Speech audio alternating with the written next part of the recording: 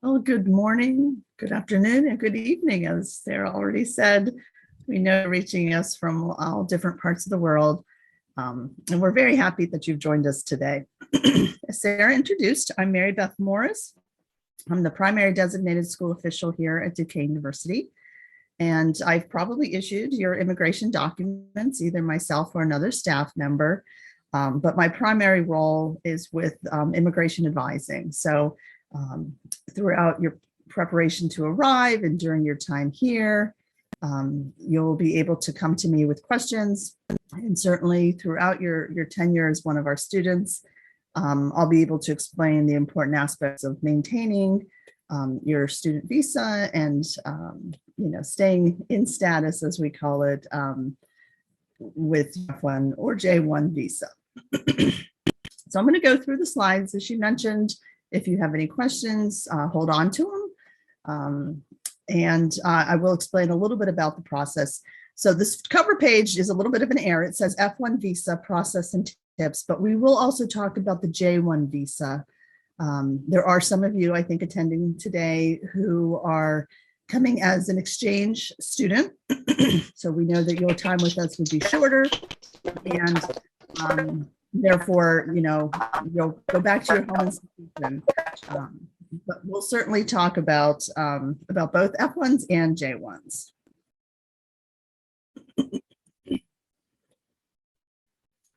Okay, so let me move on.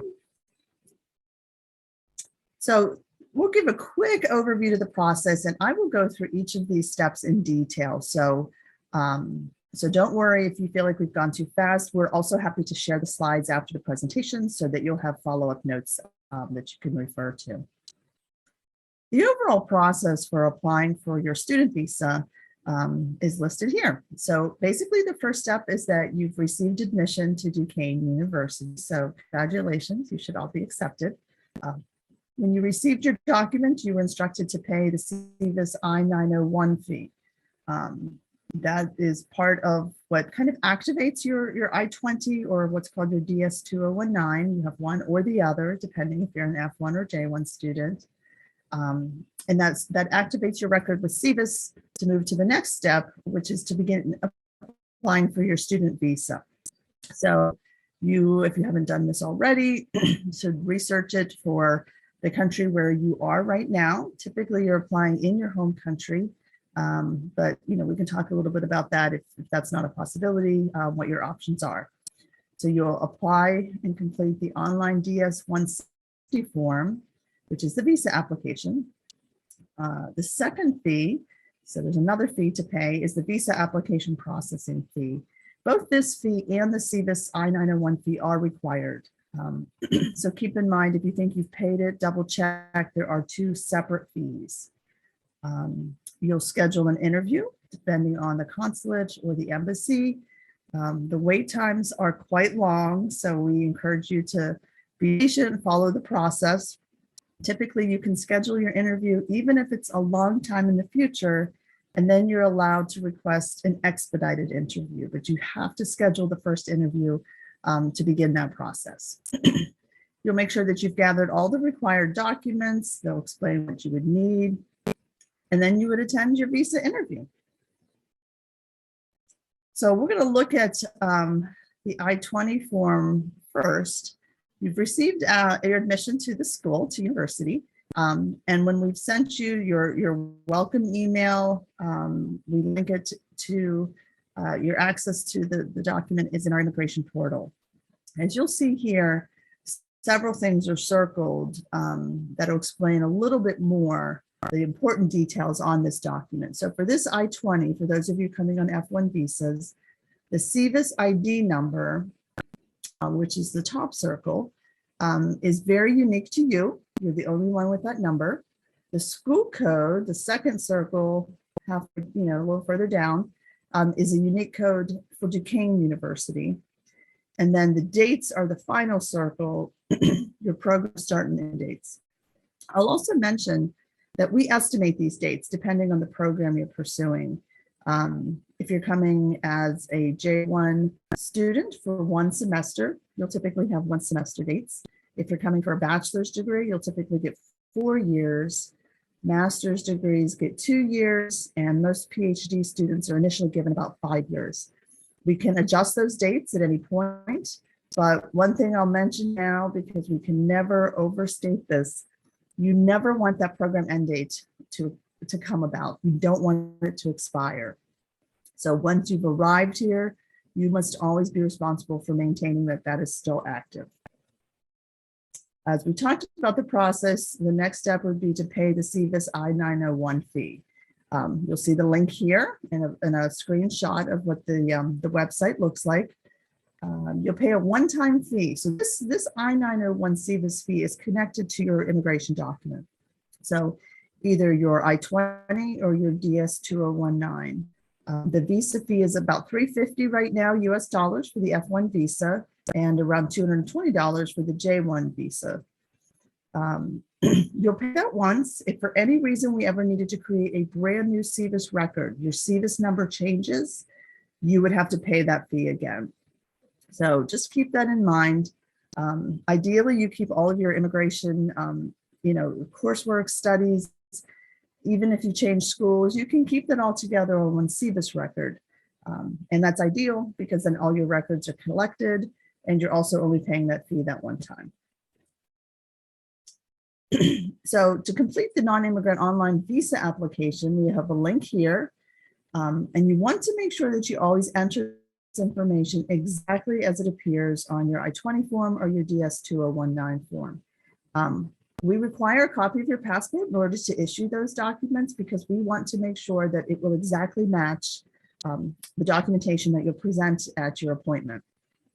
So please double, triple check if you need to that the information on those forms does indeed correctly match your travel documents, your passport. To pay the visa fee, the application processing fee, there's another link and you'll get proof. You'll want to save this, retain the proof of your payment. That is something you'll need to show perhaps in person when you arrive or just later have proof of it. And this could be true at any point, even after you enroll and you've arrived in the United States. Always keep these original documents, keep copies, and keep them in a safe place. You'll need to schedule an interview. So depending on where you are, most of these US embassies, consulates are still requiring interviews. It is possible you could have an interview waived if you've previously held a visa before, been awarded one. So I would say otherwise, just plan that you will definitely need to attend an interview. The wait times will vary by country. We hear from students pretty much everywhere in the world that wait times are long, and this is true. This has been the case since COVID. They've gotten much longer. They have yet to kind of speed back up. I think the US is still assigning staff members and relocating them throughout the world. So you may already find yourself, it's short of time and unable to arrive for a January arrival. And that's not surprising. That's less than 2 months from now. So it might even be too early to try to get here for May. So look at the processing times and make your plans accordingly. You may already be looking at attending next August, and that could be realistic depending on the wait times. The documents you would need to gather, as I mentioned, your Form I-20 or your DS-2019, your passport. There will usually want a few passport style photos, so have those ready. Your receipt for your I-901 SEVIS fee payment, your Form DS-160, which is for the visa application confirmation page, print that out, the visa fee payment proof, and then collect your financial documents. These should be the same documents you've already submitted to us that we've used to issue your immigration document. So if it's a bank statement, scholarship letter, a combination of these. If you have an affidavit of support, if a family member or a sponsor is paying for your education, have information about that person. Print out a copy of your acceptance letter to Duquesne University. I also recommend that you have available your academic documents, the test score, if you have proficiency for English, your transcripts. It might be high school. If you're coming in for a graduate program, they might be already college, university work. And most importantly, and we'll talk about this several times, is that you have some documents that show ties to your home country. A student visa, whether it's the F1 or the J1, are non-immigrant visas. And so it's very important that you show that your intention is not to immigrate to the United States. If there's any doubt that they think you might be, they will very often deny the visa. And I think that's one of the most common reasons that we find students are denied their visas. You will attend your visa interview. We have some photos here just to give you an idea what to expect. The lower photo is very likely how you'll attend your visa interview. You will be standing, you will be at a window talking through a microphone to the agent on the other side. It will not be seated. It will not be an in-person face-to-face. It will be a little different in that you'll be standing and, it'll be very short. The consular officer will determine whether they think you're qualified to receive the F1 or the J1 visa. Most interviews, as I said, are very short. 2 to 5 minutes is common. It will very likely be conducted in English. They will ask you questions and you will answer and produce the document. And I really encourage you to rehearse this. That's probably the best way of putting it, to practice that you know what documents are where, that you have them easily able to be pulled out when asked. We're going to go through some of the questions they might ask as well, but I think definitely to really prepare is going to be, in your best interest.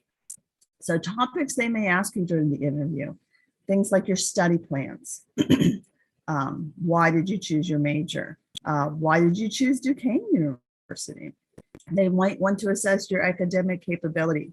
If it looks like it didn't make sense that you had no background maybe in science and you're pursuing a PhD in a science field, that may look suspicious or strange to them. So, having support documents to fully explain your preparation, your capability of success in the program on your document. You'll want definitely to be able to answer questions about your financial status. They will ask, and this is a very important question, who is paying for your education?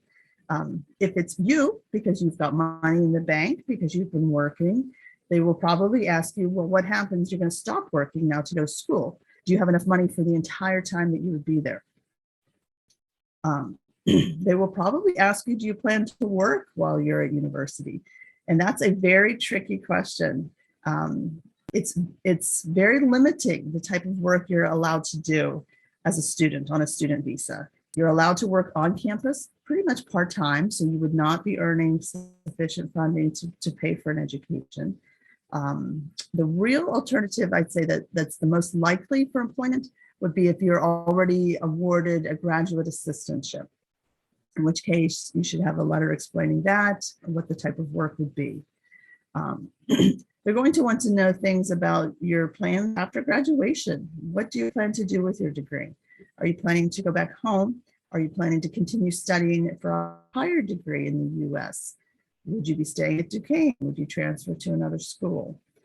They will definitely ask questions about your family and your background. And one of the most common questions they ask is, do you have any relatives already here in the United States? And that's a loaded question. They need to know the truth, so definitely tell the truth. But what they're looking at is, do you have connections here in the US that you might actually be trying to immigrate and come to stay with? So again, you need to be honest in answering the question, but you need to also be able to further explain, oh, I have an aunt and uncle who live, in California. I won't be in California. I might visit them, but they're not why I'm coming to Duquesne, or things like that. So really know this background and be very comfortable to be able to answer these questions. And there could be any other number of general questions as well. Specifically, we want to go through these questions about your study plans. So asking what your major is, and I would say be sure you look at your immigration document. Your major as listed on your I-20 or DS-2 or 19 might be a slightly different wording than the actual wording that Duquesne University uses. We create a table to match our majors with the names that SEVIS gives. Some of these majors are considered STEM eligible, some are not. So make sure you know your major as it's listed on the I-20 or DS-2019 so that you can explain it and know that it might be a slightly different name. Know how long your degree program is, as I indicated before, whether it's 4 years, 2 years, 5 to 7 years. They're definitely going to ask what you already know about your field of study. Why are you pursuing this program? You could say, I already have a bachelor's degree and I'm pursuing, master's or PhD, or I'm changing careers, so therefore I want something different. So really, know these answers. They may ask, why are you planning to continue your education? Specifically, what motivates you for this higher degree? Is it something needed for a job in your home country? Is that the reason? Or is it something that you just feel like you don't know in depth, maybe the knowledge to do the job that you would want? And how will this study program relate to your past work and studies? It may not. That's a fair and honest answer. But it may also, as I've indicated, be the sort of thing that says, oh, I've loved the studies I've had before and I want, further in-depth knowledge of them. A big question will be why you chose this university. When a visa is issued for the first time, the school name is printed on the visa, which is put inside your passport. So they know and will want to know from you, the school, why? Why are you pursuing this specific school? As I've said before, and you can see it printed on the screen, how do you pronounce Duquesne University? Duquesne is a French word, and it actually has to do with a French fort that used to be in the city of Pittsburgh in the 1700s. Fort Duquesne, that is where the name comes from. So they may wish to know, how many universities did you apply to? Was this the only one? If it was the only one, they're often skeptical. Why just one school? How many, not only did you apply to, how many were you admitted to? How many universities might have rejected you? They will likely ask, do you know any of the professors at Duquesne? That's also a tricky question because you're not here yet. You probably don't. But if you're in a graduate program, very often your acceptance letter has come from the chairman of the department. So that would be one name that you might be able to know. They very often say, do you know where Duquesne University is? And this is important. We're in Pittsburgh, and in what state? We're in Pennsylvania. So we're not far off the East Coast, but we're kind of getting close to the middle, what we call the Midwestern states. So look at a map so that you have a real feeling for it, because they will want to know if you know and understand where it is you're going. So in terms of your academic capability, as I mentioned earlier, look at your test scores, whether it's the GRE, GMAT, TOEFL, IELTS. If you have English proficiency, they need to see that your scores are high enough. If it's graduate school, again, that your scores seem high enough for entry. They may definitely consider asking you about previous coursework in sense, how did you perform? What was your previous GPA, whether it was in high school or university? And we recognize, of course, that grades are calculated differently in different countries. So always refer to it as it is in your country. If it's a 4-point scale or 5-point scale or 10-point scale. They may ask, what do you know about US schools? You may not know much. That's an honest answer. How will you manage the cultural and the educational differences in the US? Are you aware of what those are? And that's also kind of a loaded question. I think if you've studied in the US, if you've had family or friends that have studied in the US before, what is your exposure? What is your experience? So think through those things. What are your answers? They may ask to see a previous diploma, whether from high school or college. So you should probably have a copy of that with you. They may definitely ask you about how good is your English. They'll already be determining that through the conversation. And even if you've spoken English most of your life, if it's a second language to you or one of your first languages, that's also important because it's of course going to be conducted. Your studies will be conducted in English. So don't be surprised They're asking for very good reason, and certainly don't be offended by any of these questions. The questions about financial status. We talked a little bit about this already. Who's going to sponsor your education? It's indicated on this example is the I-20 form. And if it is a sponsor, someone else, what is their occupation? Do you know what their monthly or their annual income is? When you provide financial documents for the issuance of your immigration form, you only have to provide proof of coverage for the first year, the first 12 months of the program. So how do you plan to fund the entire duration? So this is one snapshot, 1 year snapshot on your document, but what about the rest of the years? Do you know how much Duquesne costs? It's printed right there on your form.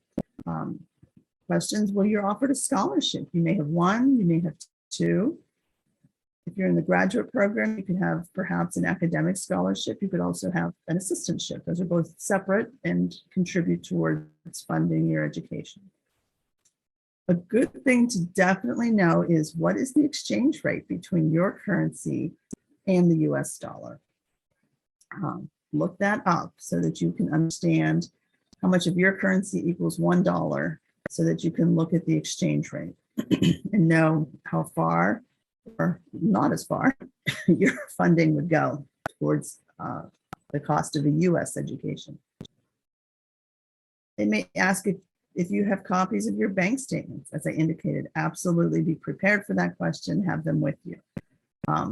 They may ask to see your tax returns. How are taxes done in your home country? Have you had to file taxes? Have you worked? Or have you been a dependent on your parents? Questions about your plans after graduation. Do you have a job or a career in mind after you graduate? You may already have an offer. Perhaps you're returning home to help work in a family business. That is an excellent support for you to come back after you graduate. Get that in writing. Have the company put that on letterhead and indicate, they're aware of your plans to study in the US. They support those reasons and are eager to welcome you back home to begin or to continue working in the family business or something like that. Those are excellent support letters that can do a great deal to help you with your visa process. How will you use the skills and the knowledge that you gain in your degree program? I think knowing what the degree can prepare you for, the type of job, the type of career, those are all going to be very important questions. They're also really going to get into questions about your family and your background. What do your parents do? Where do your parents live? How many siblings do you have? And as I mentioned earlier, do you have any relatives in the US? These are definite questions to be prepared for. More general questions might be along the lines of, why do you want to study in the US? Why not another country, another English-speaking country, such as the United Kingdom or Australia? Why not just study in your home country? If you're currently working, why are you leaving your current job? Do you plan to work in the US? As I indicated, this is a loaded and tricky question, but they very likely could ask it. And for the most part, no is the answer, that you do not plan to work in the US. They are trying to determine if you're coming here simply to work versus really coming to pursue your education. So your focus must always be on the role of student. They may ask, what will you do if your visa is denied? Just asking that question, and you can apply again. You're eager to come, you'll wait the required amount of time. They will likely ask if you've ever been to the US before. They may actually already know the answer to that question. If you've provided your passport information, they can actually check. So always tell the truth. And if you have been on a trip for tourism or for another reason, be very forthcoming, be honest with your answers. And a very real question is, will you return to your home country during vacation periods? It's a lot of money to fly back and forth internationally. We find that many of our students do not go home during every break and every vacation. They may not go home for a period of several years once they've arrived. They just realize it's costly and staying here is probably more realistic. So have these discussions with your family before the visa interview. Know your answers, be comfortable with them. If your visa is approved, and this is a shot of what a visa would look like placed inside your passport, what do you do? So now you've got your visa. Continue your pre-departure planning. Remain in contact with us. Inform us. We do not know when visas are granted unless you tell us. So please keep us aware of your plans. Your document will have the start date, and you can plan to arrive in the US no earlier than 30 days before that start date. So for any of you who are hoping to come for January, start date in international orientation, start date in January is January 3rd. So for spring, you could arrive as early as the 4th of December. If you're already looking at next August for fall of 2023, you could arrive as early as July 11th because orientation begins August 10th. If your visa is denied, what should you do? Well, as we say there, do not panic. We see this quite often. Students are not always successful in their first interview in obtaining the visa. We don't know why there are rejections. You might think you have everything in order, and you may well have everything in order. We can't really determine or predict when visas are awarded or denied. So try to find out why you were denied in writing. They usually will tell you and provide you with a paper that says, the reason. They'll sometimes refer to it almost in a code, based on this section of the Code of Immigration, you were denied. In which case you can look that up. We can assist you, but it could help you prepare for the next interview. Again, we have a link here to review your options. If you're wishing to apply again, there's often a wait time. You must wait before you can reapply. It might depend on your country where you're located, but you can certainly apply again as soon as it's possible. You can bring additional documentation, find additional support documentation. Maybe you didn't bring everything you thought you had, so the next time make sure you have it. But we always find that emphasizing ties to your home country is really, I think, the strongest case for you to convince them that your intention is to be temporarily in the US, merely for the time of study, that you intend to go back home, you have ties. Maybe you own property. Maybe you'll take over the company business at some point. The family business that will be handed down to you. Really know these reasons and have a lot of support documentation for them. And if you feel like you didn't have enough, the next time, try to bring more. Overall, just general support and recommendation tips is to complete all the steps in the process as soon as possible. My recommendation is that you're working at least 9 months before you come. So if you're just starting the process now, I'd say is very unlikely and would be very challenging to be able to get here for January or even for May. Some programs allow a start in the summer. So you really need to start as soon as possible and give yourself as much lead time as you can. As I indicated, practice your interview in English. Do it in front of a mirror, do it in front of friends or family, converse and be comfortable with your answers. Be able to explain the purpose of the visa and how your plans fit that type of visa. As I indicated, both F1 and J1 are student visas. They allow you to come for a certain amount of time to study as a non-immigrant. And of course, the expectation is when your program's over, you do return back home. It might sound a little silly to say wear proper clothing, but be respectful. Think of this as an interview, almost maybe like a job interview. Being properly dressed, having good manners, being on time, being early if you can. All show, I think, a lot of respect, and that's ultimately important to present yourself as well as you can. Be honest, be confident, be polite, but brief. Answer their questions. Don't add additional information that they're maybe not asking you for. Just answer their questions and they'll continue with the interview. Certainly be familiar with all your documents. As I said, know what they look like, be able to put your hands on them immediately if they ask for them. Remember what the consular official is looking for. What is it? It's the proof that you intend to come to study for a short period of time and then to return home. Emphasize that you have no plans whatsoever to immigrate to the US, that you have strong ties to your home country, your family, maybe property, investments, career prospects. Those are all really vital to show that your intention to be here is brief, is merely for study. So COVID still affecting parts of the world. It's worth it to address at least a few questions. If your country would be on lockdown, including banks, how might you get your financial documents? Well, we've had this happen over the last couple of years. Often we found students can get online copies, but it's still very challenging if you need to get a letter from a bank.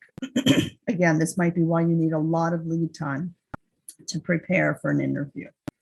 What if you find there are no visa appointments in your country? What can you do?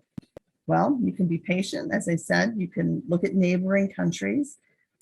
Typically, you'll want to apply in your own home country because the consular staff at the consulate or embassy are serving the citizens of the country that they're in. So first priority is always for citizens of that country. If you don't have a consulate or an embassy in your country, you must go to a nearby country, and those countries realize that. If you're living in a different country, but you're a resident of that country, you can certainly apply in that country. But consider that priority is usually given to citizens, so it may be challenging if you're not applying in your home country.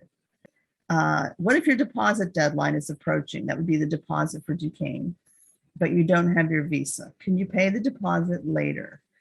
You can pay the deposit really as you wish, but I'll mention a few things to keep in mind. If you have paid the deposit and you have proof that you've paid the deposit, that can actually be a support for you in the visa process. You can say, I've committed to Duquesne, I plan on attending, here's proof that I submitted the required deposit. It could be actually a good thing for you to show that. What if you can arrive on time for the start of classes because of visa problems? Well, we're very strict because, of course, you can't really arrive late and be successful in a program. So typically 1 week, and we have exact dates for a specific semester. You can reach out if you have that question. But typically 1 week is about as late as you can arrive. It's, I think, fair for you as a student to know that missing more than a week is not ideal. It's also something that each professor can determine. A week might be too long for certain programs. If you're a week behind, they may say you'll never catch up. So keep that in mind. Coming late is not ideal. We do not recommend it. If you find that you can't get here for arriving orientation, which is super important, we go through 2 days of orientation. We want you to have time to adjust to the time difference. We want you to, get settled into campus life, to Pittsburgh, to American life. And so there's a reason you can come in 30 days early, and there's a reason we have orientation before classes begin.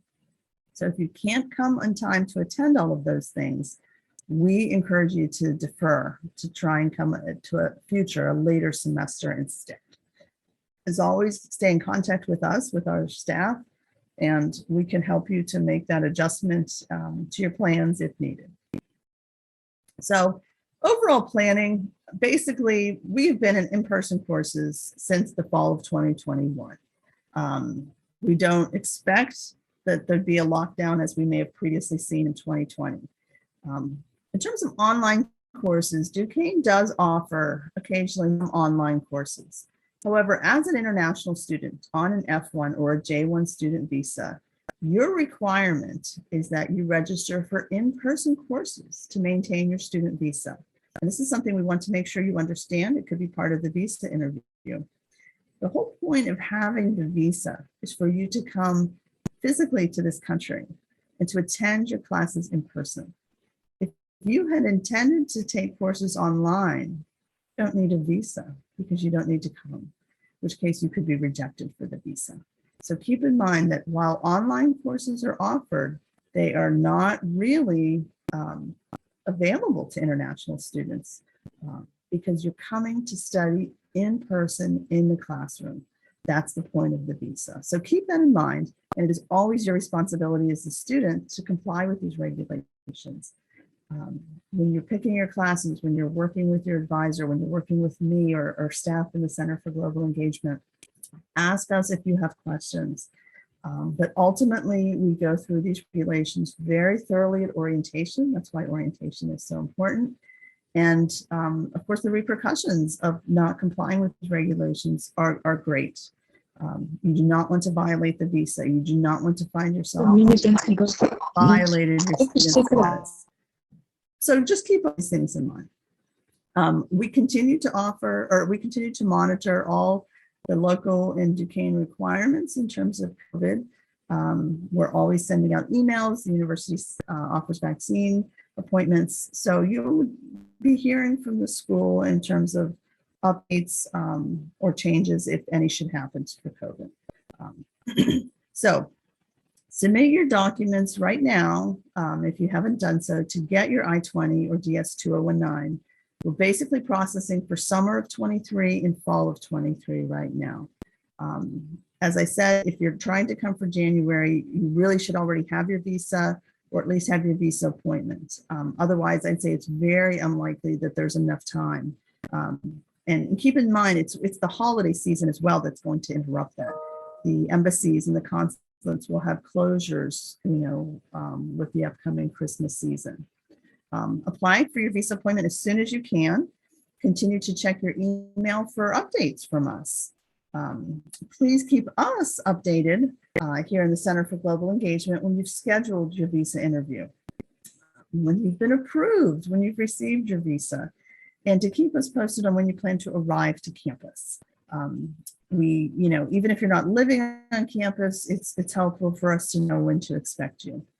And if necessary, when you plan to defer your admission, if you know you're not going to be able to come, you really should try and defer that as soon as possible.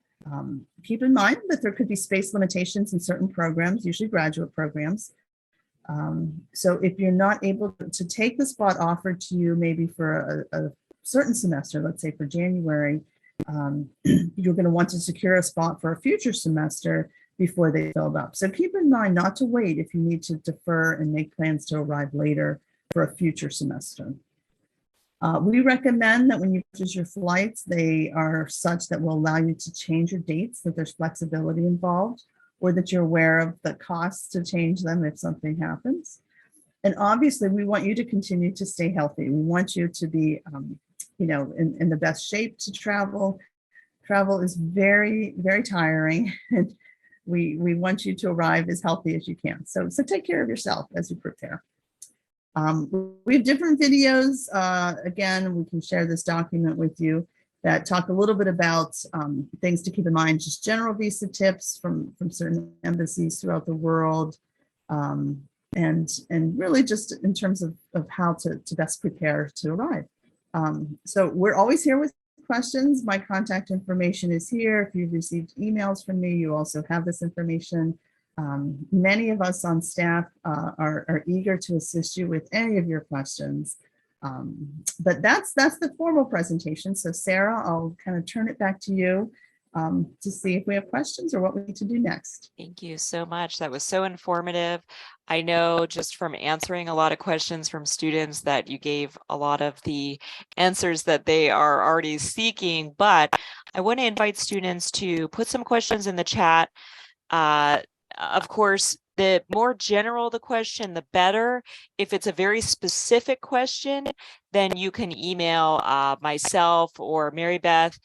Would be a little easier if it's very specific. If it's general, definitely put it in the chat and we can discuss it today. So I think one of the things I wanted to highlight that Mary Beth touched on is just the preparation part of it.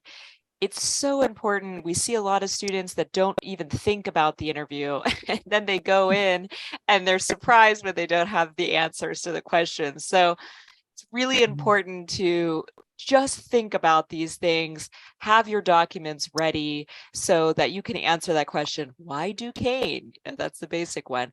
So we have a question, Mary Beth, please explain the dependence aspect of the F1 visa. That's an excellent question, something I didn't even address. For those of you who have families, a spouse or children, and you wish to bring them with you, they can also apply for a visa as a dependent. So let's say you were coming as an F1 student, you have an I-20 in your name, you can add additional dependents along with yours for an additional I-20. So the additional documentation we would obviously need would be the passport and the relationship of the person to you. So we'll start first with the spouse. We would need to know their name and to have a copy of the passport. And then there's additional costs involved that we reflect in the costs on the I-20. So to add a spouse, we estimate that you provide funding for an additional $4,000. That's for just that first year for a spouse. And if you're adding children, similar, we need their name, copy of their passport, their relationship to you, as well as an additional proof of $2,000 per child. Once we have those things, we can add them to your I-20, create an F2 I-20 for them that ties directly to the primary, to the F1 student. Thank you, Mary Beth. That's great. We had a student ask, what about the answer to why Duquesne? And I think that's really personal. Of course, you should have an answer to that because you chose Duquesne. What is it about Duquesne? Was it a family member had a very good experience here and that compelled you to come?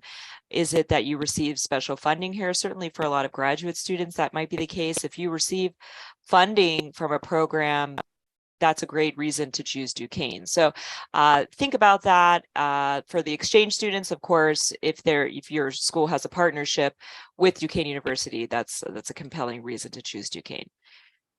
So we have a question here. If the spring 23 program ends May 5th and that date is stated in the DS 2019, what margin of time do we have to leave the US or we have to leave before May 5th? So this is a J1 student. Yeah, that's a good question. And really for J1s and F1s, there's always an amount of time that you have as a grace period when your program ends. But for J students, you have at least 30 days that you comfortably can go, we'll say beyond that 5th of May to tie up your affairs. You could actually travel in the US if you wanted to. But typically at the end of program for J1s, it'll be 30 days. Thank you. And we have a question about the scholarships. If you're asked about scholarships, can you state the amount that is on the I-20 form? To me, that's what you should say, because that's what you've been awarded from Duquesne. If you have external scholarship and funding, then that's something different. Mary Beth, do you have anything to add to that? I would agree. Yeah, I think if you have outside scholarships or something, maybe from your home country, your home government, typically we would say provide that to us as a source of your funding, and we will list it on the I-20. So ideally, it's all on the I-20, and you have supporting documentation as well to back it up. Right. That's a really good point. So if you do come into extra funding, please let us know, and we can add that to your I-20. So a student has a visa appointment scheduled for December 16th. Do you think it's advisable to still keep my intended term, which is spring? I'd say, yeah, at this point, if you have an appointment scheduled and you're comfortable with, getting the answer, is it going to be on the 16th? Will you have another week? If it is that quick of a turnaround, how expensive are the plane tickets? Are you comfortable with the price that you'd have to pay for the ticket to get here? But I would say it's a good possibility you could still get here in time. If the visa appointment was January 3rd, no. Right. Yeah, that's a good point. So when we're making those visa appointments, do keep in mind that your start date is the International Student Orientation, which is on January 3rd. So we don't just bring you here early just to have a party, although that's fun too. So we actually bring you here to be able to orient you to the process and to exactly share the visa or your visa regulations here in country, which is really important. So having the important arrival date, ideally before the 3rd, is critical. So students, we're not going to do the hand raising, so just put your question in the chat, please. I'd like to keep everyone muted, so you can just put your questions in the chat. We're going to wrap up here in a moment. It's been a great session. Thank you so much, Mary Beth. I know it's a lot of information and to go through, but for the students, it's so helpful. For students, again, if you come up with questions, you're welcome to email me. I can send them to Mary Beth, the more complicated ones, but if it's something simple, I'm happy to answer it. You know, we get a lot of inquiries here at Duquesne. We work with a lot of students, so please be patient. We will get to your answers, of course, in the email, but it does take time. So I don't see any more questions in the chat. So thank you so much, Mary Beth. Thank you for all of our students for joining. We appreciate you taking the time to think about this important time, this important interview. And so I see one last question, actually. I live and work in China. Is it advisable to apply for my visa in China or home country? Also, how can I prove my ties to my home country? So this person seems to be a person not a Chinese passport holder living in China. And how do they prove ties to their home country? That's a question. If you're living and working and you have residency in China, then I'd say yes, you can apply in China. You're obviously there. Ties to your home country really might be, what are your plans after graduation? Do you plan to return to your home country, or do you plan to return to China? Maybe the reason you're there, will still exist after your degree. You have a job to return to. So I guess maybe it'd be better phrased to say, that you have ties to another country. Maybe it's not your home country, but maybe for this student, the ties would be to China. Yeah, and we see this a lot with students, students that were working in other countries that come to the United States and probably plan to return to those countries, although those are not their countries of citizenship. So that seems completely average, right? That sounds like a normal situation. Well, thank you again so much for taking the time, Mary Beth, and the students. Please reach out if you have questions. We're happy to answer them. And we look forward to seeing you at the International Student Orientation on January 3rd. All right, take care, everyone. Bye-bye.